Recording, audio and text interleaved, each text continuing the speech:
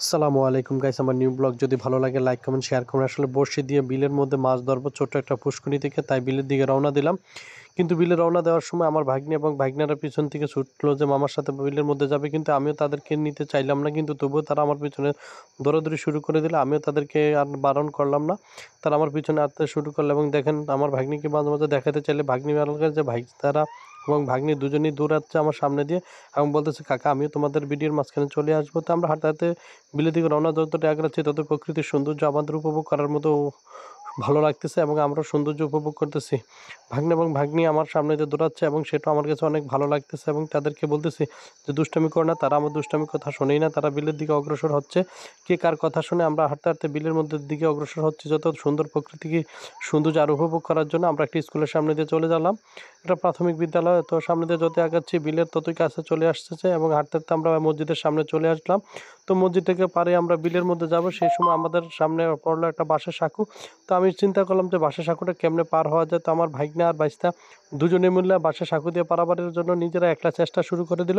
তো কিন্তু তারা যেহেতু একটু বড়, তারা সেই জন্য বাঁশের সাঁকোটা দিয়ে আসতে পারে, কিন্তু সমস্যা হলো এখানে আরও একজন আছে যিনি পাশে সাঁকো দিয়ে আসতে পারেন। তাই ভাইস্তার ভাগ্নির কাছে আমি এগুলা দিয়ে আস্তে করে আবার পিছনে ফিরে আসলাম। ফিরে এসে ওই যে আমার ভাগ্নে দাঁড়িয়ে আছে, তাই ভাগ্নেকে নেওয়ার জন্য প্রস্তুতি হলাম এবং ভাগ্নে বললো যে মামা আমিও তোমার সাথে যাবো।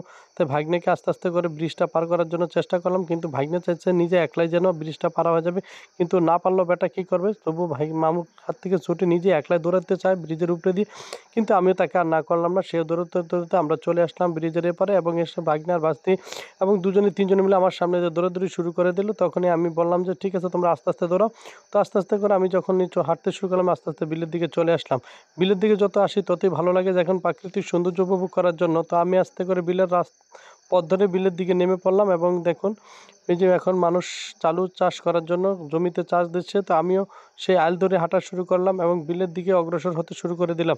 তো আমি যখন আসলাম আপনাদেরকে চিন্তা করলাম একটু বিল দেখাই, সেজন্য আমি একটু ঘুরে ফিরে আপনাদেরকে বিল পরিদর্শন করার জন্য বলতেছি এবং বিল দেখুন এখানে আলু রোপণ করিয়ে রাখিয়েছে, সেগুলো আমরা আপনাদেরকে দেখাচ্ছি। তার আইল ধরে আমি হেঁটে যাচ্ছি আমার যে পুষ্কুনি, সেই পুষ্কুনির দিকে।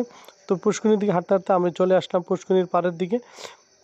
তো আমি চিন্তা করলাম যে প্রকৃতির সৌন্দর্যটা আপনাদেরকে আরেকটু ঘুরে ঘুরে দেখাতে পারলে নিজেকে ভালো লাগবে। তো চলে আসলাম পুষ্কুনির পাড়ে। যেহেতু চারপাশ দিয়ে বেড়ি দেওয়া আছে, তাই আমি চেষ্টা করলাম যে বানটা খুলে এবং তাদেরকে আস্তে আস্তে করে প্রবেশ করাবো। তো আমি যখন নাকি বানটা খুলে দিলাম, আমার ভাগ্নে বাঁচতে এবং সবাই মিলে যখন টুন করে এখানে ভিতরে ঢুকে যাচ্ছে, তো আমি তাদেরকে হালকা হাত দিয়ে ওয়াশ করে তাদেরকে ঢুকিয়ে দিলাম। তো আমার বড়শিটা নিয়ে আমিও ভিতরে ঢুকে পড়লাম এবং সেখানে গিয়ে আমি ভাগ্নিকে বললাম ভাগ্নি তুমি এখন ক্যামেরাটা ধরো, আমি বড়শিটা ঠিক করব। তো ভাগ্নি আমার কথা মতো ঠিকই করলো, যে ভাগ্নি আমার ক্যামেরাটা ধরলো এবং আমি বড়শিটা হাতে নিলাম এবং বালতি থেকে আমি সুন্দর করে মাছের যে খুঁটান দিলে, অর্থাৎ মাছ বড়শি টান দিলে যেটাতে আমি বুঝতে পারবো, সেজন্য একটা সুন্দর করে ছুরমা কেটে নিলাম। তো কেটে নিয়ে আমি আস্তে করে বড়শির মধ্যে মাছের খাবার লাগাতে শুরু করে দিলাম। কিন্তু আমি যখন বড়শিটা পানিতে ফেলেলাম, আসলে এখন একটু হালকা হালকা বৃষ্টি হচ্ছে, সেজন্য মাছ আসতেছে না, কিন্তু আমিও নাছোড়বান্দা মাছ ধরবই। তো আমি সেজন্য বসে এলাম, কিন্তু অনেকক্ষণ চেষ্টা করার পরে যখন মাছ পেলাম না, তখন আসলে নিজের ভিতরে হতাশা শুরু হয়ে গেল। তো আর চেষ্টা করতে করতে অনেকক্ষণ চেষ্টা করলাম, কিন্তু আসলে মাছ পেলাম না। তো বৃষ্টি যখন একটু বেড়ে গেল, তখন আমি চিন্তা করলাম যে আর বসে থেকে লাভ নাই। তখন আমি সব কিছু গুছিয়ে নিয়ে প্রস্তুতি নিয়ে বাসার দিকে চলে যাবো। যদি ভিডিওটা ভালো লাগে লাইক কমেন্ট শেয়ার করবেন এবং ইউটিউব থেকে হলে চ্যানেলটি সাবস্ক্রাইব